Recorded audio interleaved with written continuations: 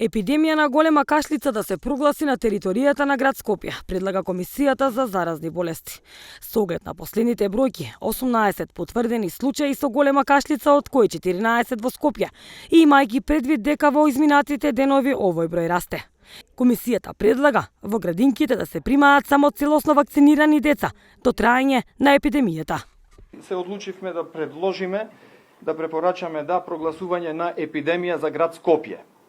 Ова звучи малку страшно епидемија, но реално треба да ни олесни во справување со ризикот кој доаѓа со болеста големи кашлици.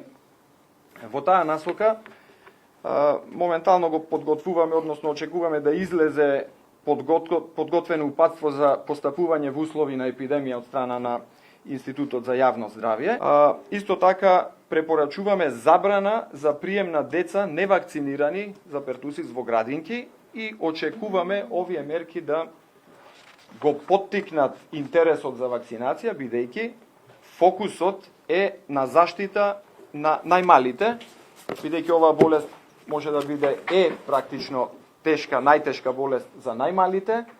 Вакцинацијата по редовниот календар почнува во втори месец и ние ги повикуваме сите родители да се придржуваат на овој дефиниран распоред, бидејќи дури и една доза значително ги заштитува вакцинираните од сериозен тек на болест.